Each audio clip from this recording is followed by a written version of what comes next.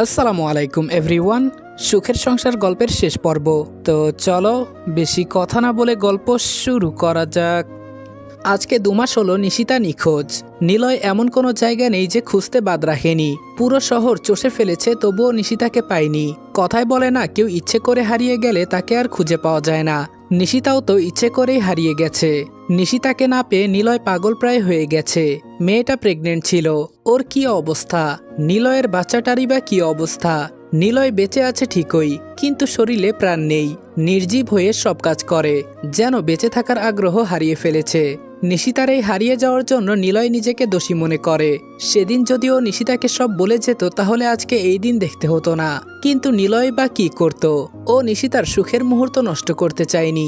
তাছাড়া পরে তো বলতোই, কিন্তু তার আগে সব এমন হুটহাট করে হয়ে গেছে যে সব তছনছ করে দিয়ে গেছে। নিশিতার বাবা দাদা দাদি নিলয়ের বাসাতেই থাকে। তাদের মেয়েটা যে এমন কেন করলো তারাও তা ভেবে পায় না। সেদিন রাইসাকে বাঁচানো যায়নি। আসলে টিউমার পেটে না মাথায় ছিল, আর সেটা লাস্ট স্টেজে। ডক্টররা রিপোর্ট দিতে ভুল করেছিল। অন্যজনের রিপোর্টের সাথে তার রিপোর্ট এক্সচেঞ্জ হয়ে গিয়েছিল। অয়ন সবটা জানার পর দুচোখে অন্ধকার দেখছিল। রাইসাকে অপারেশন থিয়েটারে নিয়ে যাওয়ার আগে ও রাইসার কাছে বসে পাগলের মতো কান্না করছিল। রাইসার চোখ দিয়েও পানি পড়ছিল। পানিটা অনুতাপের। জীবনে কত বড় ভুল করেছে সে। আল্লাহ কি তাকে মাফ করবে এজন্য? আজকে নিজের দোষেই মরতে হচ্ছে তার। রাইসা কিছুই বলতে পারেনি, শুধু অয়নের দুটো হাত নিজের হাতে নিয়ে বলেছিল, আমি তোমাকে ভালোবাসি অয়ন, প্লিজ আমাকে ক্ষমা করে দিও, না হলে আল্লাহ আমাকে মাফ করবেন না, জাহান্নামের আগুনে আমাকে পুড়তে হবে। অয়ন ওই অবস্থায় রাইসার গালে হালকা চাপড় মেরে বলেছিল, এই স্নো হোয়াইট, কি বলো এসব? আমার তোমার প্রতি কোনো অভিযোগ নেই, আর তোমার কিচ্ছু হবে না। দেখবে এই অপারেশনের পর তুমি একদম ভালো হয়ে যাবে। তারপর আমরা আবার আগের মতো সুখের সংসার করব। রাইসা প্রতি উত্তরে কিছুই বলেনি, শুধু মুচকি হেসেছিল। কারণ সে জানতো এসব মিথ্যা সান্ত্বনা, সে কোনোভাবেই বাঁচবে না। হলো তাই। অয়ন পারত অপারেশনটা করতে, কিন্তু সাহস ছিল না। সেদিন ও বুঝতে পেরেছিল প্রিয়জনদের মনের অবস্থা সে সময় কেমন হয়। অপারেশন শেষে বের হয়েছিল সাদা কাফনে মোড়ানো রাইসার শরীরটা। নিলয় সবটা জেনে অবাক হয়েছিল। প্রেগন্যান্সির মিথ্যা নাটক কোনো মেয়ে কি করে করতে পারে? নিলয় পরে রাইসার রুমে খুঁজে ওর টিউমারের রিপোর্ট পায়। তাহলে রাইসা সব জানতো, তবুও কাউকে কিছুই বলেনি। মিথ্যা মোহ যে মানুষকে অন্ধ করে দেয় তা নিলয় রাইসাকে দেখে বুঝেছে। মেয়েটা পরপারে শান্তিতে থাক, সেটাই নিলয় চায়। রাইসার মৃত্যুর পর অয়ন 1 মাস শকে ছিল। ও বিশ্বাসই করতে পারেনি যে রাইসা আর নেই। রাইসার বড্ড শখ ছিল একটা গেস্ট হাউস বানানোর। সেটা পূরণের জন্যই অয়ন দিনের পর দিন পরিশ্রম করে গেছে। কিন্তু তার বদলে পেয়েছে কি? বিশ্বাসঘাতকতা। কিন্তু তবুও তার ভালোবাসায় তো খাচ্ছিল না। রাইসাকে পরে ক্ষমা করে দিত অয়ন, কিন্তু মেয়েটা এত বড় কথা তার থেকে কেন লুকালো? জানলে অয়ন সব অভিমান উপেক্ষা করে ট্রিটমেন্টের কোনো কমতি রাখত না। অয়ন বর্তমানে সারাদিন ওই হসপিটালে কাজ করে কাটিয়ে দেয়। একা পেলেই রাইসার স্মৃতি ওকে কুরে কুরে খায়। বেলা শেষে যখন বাসায় ফেরে ওদের রুমটা দেখে কান্নায় ভেঙে পড়ে। অয়নেরও রাইসার মতো কেউ নেই, তাই হয়তো রাইসার কষ্টটা ও বুঝেছিল। ছোটবেলা থেকে এক দূর সম্পর্কের আন্টি ওকে মানুষ করেছে। তার কোনো সন্তান ছিল না, এজন্য অয়ন তাকেই মা ডাকত। কিন্তু সেও 4 বছর আগে মারা গেছেন। টাকা থাকলেও সুখের বড় অভাব অয়নের। গাইস, তোমরা কি জানো আমি অনেক্সে গেম খেলার মাধ্যমে প্রতিদিন টাকা আয় করি। এই ফিফা ওয়ার্ল্ড কাপে তোমাদের পছন্দের টিমের উপর বাজি ধরে তোমরাও যদি আমার মতো টাকা আয় করতে চাও, তাহলে এখনই গুগলে অনেক্স সার্চ করে অফিসিয়াল ওয়েবসাইটে গিয়ে রেজিস্ট্রেশন করো। আর রেজিস্ট্রেশনের সময় যদি আমার দেওয়া special promo code REDWAN8 use করো, তাহলে অসংখ্য বোনাস এবং ফ্রি স্পিন পেয়ে যাবা। আর অনেক্স কিন্তু একটা ইন্টারন্যাশনাল লাইসেন্সকৃত প্ল্যাটফর্ম এবং সবচেয়ে বিশ্বস্ত। এখানে তোমরা ক্রাশ ক্রিস্টালের মতো গেম খেলে সহজেই টাকা আয় করতে পারবে, এবং বিকাশ নগদের মতো সকল মোবাইল ব্যাংকিং অ্যাপের মাধ্যমে সহজেই তোমরা তোমাদের জেতা টাকা তুলতে পারবে। আর 24 ঘন্টা 7 দিন কাস্টমার সাপোর্ট সুবিধা তো রয়েছেই। তাই আমি এটা ব্যবহার করে আমার রেগুলার হাত খরচের টাকা আয় করি। তোমরাও ট্রাই করে দেখতে পারো। নিশিতা 5 মাসের প্রেগনেন্ট এখন। পেটটা একটু বড় হয়েছে, বেশি কাজ করতে কষ্ট হয়। তবুও নিশিতা সব হাসি মুখে মেনে নিয়েছে। ও বর্তমানে হ্যাপি হোম নামে একটি প্রতিষ্ঠানে কাজ করে। এখানে সবাই মেয়ে। যে মেয়েদের স্বামী মারা গেছে বা কেউ নেই তারা এখানে থাকে। হাতের কাজ, সেলাই, রান্না, বিভিন্ন রকম কাজ করে তারা জীবন কাটায়। একটা এনজিও এই সংস্থা চালায়। সেদিন নিশিতা হাঁটতে হাঁটতে এই প্রতিষ্ঠানের একটা বিজ্ঞাপন দেখতে পায়। আল্লাহ মনে হয় মুখ তুলে তাকিয়েছিলেন এজন্য। কাজটা হচ্ছে ওখানে থাকা বাচ্চা মেয়েদের দেখাশোনা করা। ওখানে থেকেই কাজ করতে হবে। পোশাক, খাবার ওরা সবকিছু দেবে। ব্যাস শিক্ষিত হওয়ায় সহজে কাজ নিয়ে নেয় নিশিতা। সারাটা দিন ওসব বাচ্চাদের সাথেই কাটায়। ওরাও একা, নিশিতাও একা। ওদের সাথে থাকলে দিনটা মন্দ যায় না। আর নিজের পেটের বাবুটা তো আছেই, কিন্তু ভবিষ্যৎ নিয়ে অনেক চিন্তিত ও। বাচ্চাটা হয়ে যাওয়ার পর ওর দেখাশোনা, পড়ালেখা এসব দেখতে হবে। বাবা ছাড়া একা একা এসব কিভাবে করবে নিশিতা? রোজ রাতের বেলা বালিশ ভিজে যায় ওর কান্নায়। নিলয়কে বড্ড মনে পড়ে, কিন্তু নিলয়ের মনে যে রাইসা আপু। আচ্ছা, নিলয় কেমন আছে? নিশিতার কষ্ট ও ছাড়া কেউ বোঝে না। ও জানে ওর পরিবারকে নিলয় ফেলে দেবে না, এইটুকু বিশ্বাস ওর আছে নিলয়ের উপর। আজকে নিশিতার মায়ের মৃত্যুবার্ষিকী। ও প্রত্যেক বছর এই দিন ওর মায়ের কবর জিয়ারতে আসে আর এতিম বাচ্চাদের একবেলা খাবার খাওয়ায়। এবারও তার ব্যতিক্রম হলো না। এতিম বাচ্চারা খাচ্ছে আর নিশিতা ওদের দেখছে। অনেক মায়া হয় এদের জন্য। নিশিতাও তো মা না থাকার যন্ত্রণা বোঝে। নিশিতা ওর মায়ের কবরের কাছে গেল, ওখানে বসেই কান্না জুড়ে দিল।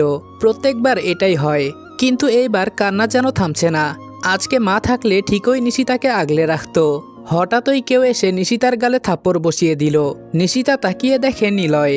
নিলয় জানতো নিশিতা যেখানেই থাকুক আজকে ঠিকই ওর মায়ের কবর জিয়ারতে আসবে, আর এখানে এসে পেয়েও গেল। নিশিতা অবাক হয়ে বলল, তুমি এখানে? নিলয় বলল, বেশি লাই দিয়ে দিয়ে মাথায় তুলে ফেলেছি তাই না? এত সাহস কোথায় থেকে পাও তুমি? নিশিতা বলল, মানে? নিলয় কিছু না বলে কাকে যেন কল দিয়ে 2টা টিকিট বুক করতে বলল। নিশিতা কিছুই বুঝল না। এমন আকস্মিক হামলায় ও বোকা বনে গেল। কথা শেষে নিলয় ওকে টানতে টানতে এনে গাড়িতে বসিয়ে দিল। এরপর নিলয় বলল, আজকে প্রেগনেন্ট না হলে বুঝিয়ে দিতাম নিলয় কি জিনিস। নিশিতা চুপচাপ গাড়িতে বসে আছে আর নিলয় ড্রাইভ করছে। মাঝে মাঝে আর চোখে নিশিতার দিকে তাকাচ্ছে। রাগে ওর চোখ দুটো লাল হয়ে গেছে, নাক ফুলিয়ে আছে। এ অবস্থায় নিশিতার সাহস হচ্ছে না নিলয়কে কিছু জিজ্ঞেস করার, কিন্তু ও এইটুকু জানে যে ওরা ওদের বাসায় যাচ্ছে না। তাহলে নিলয় কোথায় নিয়ে যাচ্ছে ওকে? রাস্তাটা এয়ারপোর্টের দিকে যাচ্ছে। নিশিতা মনে একগাদা সাহস জোগাড় করে বলেই ফেলল, আমরা কোথায় যাচ্ছি? নিলয় চুপ। নিশিতা বলল, আচ্ছা যেখানেই যাই, কিন্তু বাবা দাদু দাদি? নিলয় বলল, এতদিন যখন তাদের কথা মাথায় আসেনি, আজকেও চিন্তা করার কোনো কারণ দেখতে পাচ্ছি না। নিশিতা চুপ হয়ে গেল। ও কি আর স্বাদে আলাদা হয়েছে? নিলয় তো ওকে ধোকা দিয়েছে। এখন আবার বড় বড় কথা। আচ্ছা রাইসা আপু কোথায়? নিলয় কি করতে চাচ্ছে? নিশিতার মাথায় এমন অনেক প্রশ্ন ঘুরছে, কিন্তু জিজ্ঞাসা করার সাহস পাচ্ছে না। ড্রাইভ করতে করতে নিলয় কাকে যেন কল দিল। নিশিতা আর চোখে ওকে দেখার চেষ্টা করছে।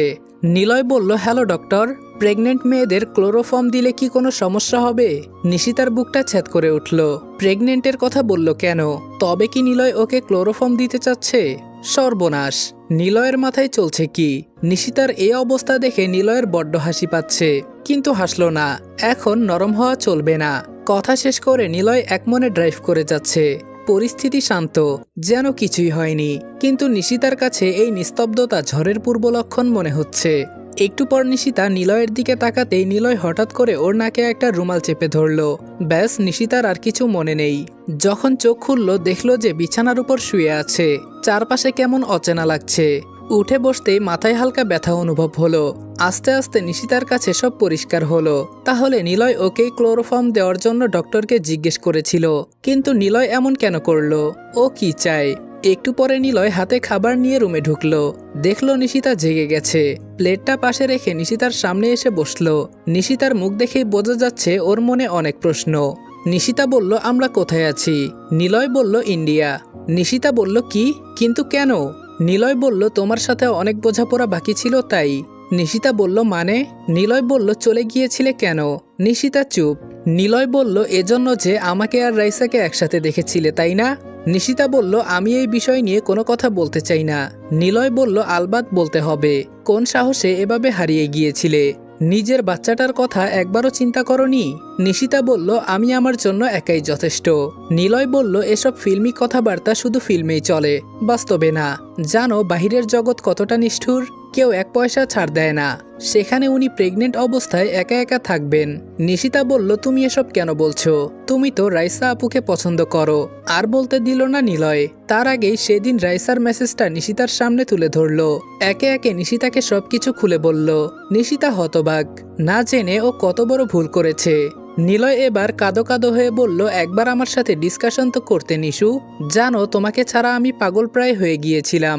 আমাদের বাচ্চাটার কথাও ভাবলে না? সব বাদ, কিন্তু তোমার পরিবার, তাদের কি হবে তোমাকে ছাড়া ভেবে দেখেছো? নিশিতাও এবার কেঁদে দিল। তুমি আমাকে আগে বলবে না নিলয়? নিলয় বলল, বলার সুযোগ তুমি দিয়েছো। নিশিতা বলল, আই এম সরি। নিলয় বলল, এখন সরি বলে কি হবে? যা হওয়ার তা তো হয়েই গেছে। কোথায় খুঁজতে বাদ রেখেছি তাই বলো। তোমার বাবা তোমাকে না পেয়ে অসুস্থ হয়ে গেছিলেন, সেই সব আমি একা হাতে সামলেছি। নিশিতা বলল, সত্যি নিলয়, চোখের সামনে যা দেখেছি তাই বিশ্বাস করেছি। তুমি জানো তার আগে অয়ন ভাইয়া আমাকে তোমাদের কয়েকটা ঘনিষ্ঠ মুহূর্তের ছবি দেখিয়েছিল। ওসব দেখে আমার মাথা ঠিক ছিল না। নিলয় বলল, খাবার খেয়ে নাও। এটা বলেই উঠে বারান্দায় চলে গেল। প্রায় বিকেল হয়ে এসেছে। নিশিতার চোখ থেকে অনবরত পানি পড়ছে। ও কি করেছে এটা? নিলয়ও জানে নিশিতা এখন কান্না করছে। একটু কাঁদলে মনটা হালকা হবে। নিশিতা চুপচাপ খাবারটা খেয়ে নিল। খেয়ে হাত ধুয়ে নিলয়ের কাছে যেয়ে ওকে পেছন থেকে জড়িয়ে ধরল। নিলয় কিছুই বলল না, চুপচাপ দাঁড়িয়ে থাকলো। নিশিতা বলল, রাইসা আপু কোথায়? নিলয় বলল, মারা গেছে। নিশিতা বলল, কিভাবে? নিলয় এবার সামনে ফিরল। তারপর বলল, ব্রেন টিউমারে। সেদিন এজন্যই আমাদের ওই অবস্থায় দেখতে পেয়েছিলে তুমি। নিশিতা বলল, আর অয়ন ভাইয়া? নিলয় বলল, একাই আছে। নিশিতা বলল, আর বিয়ে করবে না? নিলয় বলল, জানি না, তবে ভালোবাসা জীবনে একবারই হয়। নিশিতা টপিক চেঞ্জ করার জন্য বলল, তুমি খেয়েছো? নিলয় কিছুই বলল না, তার মানে খায়নি। নিশিতা ওকে হাত ধরে এনে বসিয়ে দিল। তারপর প্লেটটা নিয়ে ওর মুখের সামনে খাবার ধরল। নিলয় কিছুক্ষণ দেখল। নিশিতা চোখ রাঙিয়ে ইশারা করতেই হা করল। নিশিতা নিলয়কে খাইয়ে দিল। সন্ধ্যাবেলা নিলয় একটা বই পড়ছিল। নিশিতা এসে টুক করে বইটা সরিয়ে রেখে নিজে নিলয়ের কোলে শুয়ে পড়ল। নিলয় জিজ্ঞাসু দৃষ্টিতে ওর দিকে তাকালো। নিশিতা বলল, আমাকে কি মাফ করা যায় না? নিলয় বলল, তোমার উপর আমার কোনো অভিযোগ ছিল না। নিজের চোখে যা দেখেছো তাই বিশ্বাস করেছো। খালি অভিমান হতো মাঝে মাঝে। নিশিতা বলল, আচ্ছা সরি, আমরা কবে ব্যাক করব? নিলয় বলল, কালকেই। নিশিতা বলল, তাহলে এখানে এনেছো কেন? নিলয় বলল, তোমার সাথে কিছু সময় একা স্পেন্ড করার জন্য, সবকিছু ক্লিয়ার করার জন্য। নিশিতা বলল, কিন্তু কিছুই তো করছো না। নিলয় বলল, মানে? নিশিতা লজ্জা পেয়ে নিলয়ের বুকে মাথা লুকালো। নিলয় মুচকি হেসে ওকে কাছে টেনে নিল। অয়নকে নিজেদের বাসায় দাওয়াত দিয়েছে নিলয় আর নিশিতা। তার ওই প্রস্তুতি চলছে। নিলয় আর অয়ন একসাথে নামাজ পড়ে মসজিদ থেকে আসবে।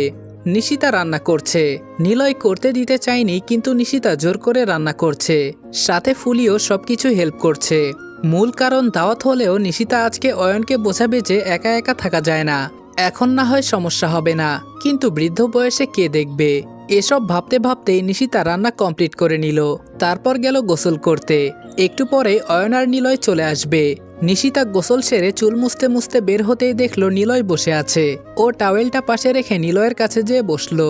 ও জানে নিলয় হালকা রেগে আছে কাজ করার জন্য, তবুও এখন এসব বলার সময় নেই। অয়ন ভাইয়া কোথায়? নিলয় বলল, ড্রয়িং রুমে বসে আছে, বাবার সাথে গল্প করছেন। নিশিতা বলল, ও তুমিও যাও, আমি আসছি। নিলয় বলল, এই অবস্থায় এসব করার কোনো দরকার ছিল? তোমার ডেলিভারির পর না হয়? নিশিতা থামিয়ে দিয়ে বলল, এখন আর এসব বলে কোনো লাভ নেই। নিলয় বলল, আচ্ছা তুমি যা ভালো বোঝো তাই তো করবে।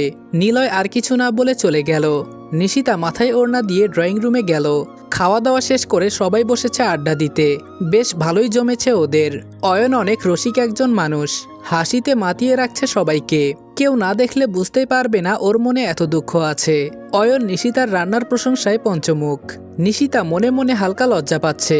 ও সুযোগ খুঁজছে কিভাবে অয়নকে বিষয়টা বলবে। এত হাসি খুশি মোমেন্ট নষ্ট করতে মন চাচ্ছে না। হঠাৎই নিশিতাকে ভাবি বলে ডেকে কেউ জড়িয়ে ধরল। নিশিতা আকস্মিক হামলায় পেছনে ফিরে দেখে ওর চাচাতো ননদ, মানে নিলয়ের চাচাতো বোন এসেছে। ও তো বাড়িতেই থাকতো, আজকে হঠাৎ এখানে কিভাবে? আরে ননদিনী তুমি? নিলয় বলল, আফামণি তুই? আশফা বলল, হুম ভাইয়া ভাবি, তোমরা তো আমাকে ভুলেই গিয়েছিলে। যাই হোক আমি নিজে এসেছি। কেমন সারপ্রাইজ দিলাম বলো তো? নিলয় বলল, ঝাক্কাস, আয় এখানে বস। আশফা নিশিতার পাশে বসলো। অয়নের চোখে মুখে অনেক প্রশ্ন। নিলয় সেটা বুঝতে পেরে বলল, ও আমার চাচাতো বোন। অয়ন বলল, ও। নিলয় বলল, আফামণি দেখ আমার ফ্রেন্ড অয়ন। অয়ন জিজ্ঞেস করলো, আফামণি এটা আবার কেমন নাম? নিলয় বলল, হ্যাঁ, আশফার তালক বসাবাদ দিয়ে আফা। এটা বলে হাসলো নিলয়, সাথে অয়নও। আশফা আগে রাগলেও এখন এসব ডালভাত হয়ে গেছে। তারা হাই বলার জন্য তাকাতেই থেমে গেল। হৃদস্পন্দন তীব্র গতিতে চলতে থাকে। হ্যাঁ, ছেলেটাকে ওর এক দেখাতেই মনে ধরে গেছে, তবুও নিজেকে সামলে হাই বলল। অয়নও উত্তর দিল। ব্যাস, তারপর আর দুজনের মধ্যে কোনো কথা হয়নি। কেউ তো কাউকে চেনেই না, কথা বলবে কিভাবে? কিন্তু সারাটা সময় তারা আর চোখে অয়নকে দেখেছে। সেটা আর কেউ খেয়াল না করলেও নিশিতা ঠিকই করেছে। মেয়েটা কি পাগল, ও তো কিছু না জেনেই। নিশিতা আর ওসব ব্যাপারে অয়নকে কিছু বলল না। এখানে তারা আছে, তাছাড়া সেই পরিস্থিতিও নেই। এখন আশফা মাঝে মাঝেই নিলয়ের বাসায় আসে। কেউ না বুঝলেও নিশিতা ঠিকই বোঝে ও কেন আসে। এখন হালকা হালকা নিলয় বুঝতে পেরেছে। তাই ওরা একদিন আশফাকে ডেকে অয়নের ব্যাপারে সব বলে। আশফা চোখ মুখ শক্ত করে বলেছিল যা হয়েছে তাতে ওনার তো কোনো দোষ নেই, ওনার ওয়াইফের প্রবলেম ছিল। এখন তো সেটাও নেই, তাহলে কি সমস্যা? নিলয় বলল, দেখ আমি জানি অয়ন রাজি হবে না, উল্টো আমাদের ফ্রেন্ডশিপ নষ্ট হয়ে যাবে। আশফা বলল, ওনাকে রাজি করানোর দায়িত্ব আমার, আর তুমি এতে ইনভলভ আছো এটা উনি জানবেনই না ভাইয়া। নিলয় আর নিশিতা আর কিছু বলেনি, কারণ ওরা জানে আশফাকে বোঝালেও লাভ হবে না। আজকে আশফা একটা রেস্টুরেন্টে বসে আছে, এখনই অয়ন আসবে। ও আজকে অয়নকে সব বলে দেবে। ওদের মধ্যে এই 1 মাসে বেশ ভালো বন্ডিং হয়েছে। আশফাও মেডিকেলে পড়াশোনা করছিল নিউরোসায়েন্স নিয়ে, তাই ভাবটা ভালো জমে গেছে। অয়ন এসে বসতেই আশফা একটু সময়ে সব বলে ফেলল। কথা বলার পুরোটা সময় অয়ন চুপ ছিল। আশফার কথা শেষ হওয়ার পর ও শুরু করলো, যা বলছো ভেবে বলছো তো? আশফা বলল, একদম। অয়ন বলল, পারবে এমন একজনের সাথে থাকতে যার মনে অন্য নারী রয়েছে? আশফা বলল, আমার ভালোবাসা লাগবে না, শুধু আপনার মনের কোণে একটু জায়গা লাগবে। অয়ন বলল, ডান। আশফা ভাবেও নি অয়ন এত তাড়াতাড়ি রাজি হয়ে যাবে। ও ভেবেছিল অয়নকে রাজি করাতে অনেক কাঠখড় পোড়ানো লাগবে, কিন্তু এ তো মেঘনা চাইতেই জল। অয়ন একটু থেমে আবার শুরু করলো, এটাই ভাবছো তো আমি এত সহজে রাজি হলাম কিভাবে? আশফা বলল, না মানে? অয়ন বলল, হ্যাঁ জানি, আসলে আমি আগে থেকেই জানতাম তুমি আমাকে পছন্দ করো, কিন্তু কখনো প্রকাশ করিনি। তবে এমন একটা পরিস্থিতির জন্য নিজেকে প্রিপেয়ার করছিলাম। আমি অনেকদিন ধরে ভেবেছি এটা নিয়ে। আসলেই একা থাকা যায় না এই দুনিয়ায়। মুখে যতই বলি না কেন আমার তো আর কেউ নেই। রাইসাও আমাকে ভালোবাসতো না। একজনকে পেয়েছি যে আমাকে ভালোবাসে, তাকে হাতছাড়া করি কি করে বলো? আশফা মুচকি হেসে বলল, কখনো ছেড়ে যাব না আপনাকে। আচ্ছা, আমাকে কি একটু ভালোবাসা দেওয়া যায় না? অয়ন মুচকি হেসে বলল, দেখা যাবে। নিশিতাকে অপারেশন থিয়েটারে নেওয়া হয়েছে। নিলয় বসে আছে মাথায় হাত দিয়ে। পাশে অয়ন আর আশফা ওকে সান্ত্বনা দিচ্ছে। হ্যাঁ, পরবর্তীতে ওদের বিয়ে হয়ে গেছে। অয়ন আশফার প্রতি কোনো দায়িত্বে অবহেলা করেনি, সব প্রয়োজন পূরণ করেছে। এখন দুজন সমান তালে হসপিটাল আর বাসা সামলায়, তাই টাইম দেওয়া নেওয়া নিয়ে আর কোনো ঝামেলা হয় না। বেশ সুখেই আছে ওরা। এখন তো অয়নেরও মনে হয় ও আশফাকে ভালোবাসতে শুরু করেছে। মেয়েটা অনেক মিশুক, রাইসাকে নিয়ে কখনো কোনো কথা বলেনি বা ঝগড়া করেনি। কিছুক্ষণ পরেই বাচ্চার কান্নার শব্দ শোনা গেল। ডাক্তার বের হয়ে এলেন। নিলয় ডাক্তারের কাছে ছুটে গেল। ডাক্তার বলল, নিশিতার সাথে দেখা করা যাবে। অয়ন আর আশফা বাহিরে থাকলো। নিলয় ভেতরে গিয়ে দেখে নিশিতা শুয়ে আছে, পাশে ওদের ছোট্ট মেয়ে। নিলয় বাচ্চাটাকে কোলে নিল। ওর বিশ্বাসই হচ্ছে না এই পুতুলটা ওর। নিশিতা বলল, আমাদের মেয়ে। নিলয় বলল, তোমার অনেক কষ্ট হয়েছে তাই না? নিশিতা বলল, মেয়ের মুখ দেখে সব ভুলে গেছি। নিলয় বলল, আচ্ছা ওর নাম কি হবে? নিশিতা বলল, আমার আর রাইসা আপুর নামের শুরুর অক্ষর থেকে নীরা। প্লিজ রাগ করো না। নিলয় বলল, আচ্ছা বাবা, আমি কি কিছু বলেছি? নিশিতা বলল, থ্যাঙ্কস। এটা বলে নিশিতা নিলয়ের বুকে মাথা রাখলো। ততক্ষণে অয়ন আর আশফাও চলে এসেছে। আশফা হালকা কাশি দিতেই নিশিতা সরে গেল। বেচারি লজ্জা পেয়েছে। অয়ন বাবুকে কোলে নিল। কি সুন্দর ছোট ছোট হাত পা। ওরও মন চাচ্ছে বাবা হতে। আজকেই আশফাকে সাংঘাতিক ব্যাপারটা বলতে হবে, ভেবেই মুচকি হাসলো অয়ন। এভাবেই সব দুঃখের অবসান ঘটিয়ে সবার নিজ নিজ সংসারে শেষ পর্যন্ত সুখী হতে পেরেছে। তো ফাইনালি স্টার জলসা জি বাংলার সিরিয়াল শেষ। সবাই যার যার মতো বাড়িতে চলে যাও। গল্পটা কেমন লেগেছে এটা অবশ্যই কমেন্ট করে জানাবা, আর ভিডিওটা ভালো লাগলে লাইক কমেন্ট এবং শেয়ার করে দিবা উড়াধুরা। আর যদি চ্যানেলে নতুন হয়ে থাকো তাহলে অবশ্যই চ্যানেলটা সাবস্ক্রাইব করে দিবা। তো দেখা হচ্ছে তোমাদের সাথে নেক্সট ভিডিওতে। ততক্ষণ ভালো থাকবা, সুস্থ থাকবা। আল্লাহ হাফেজ।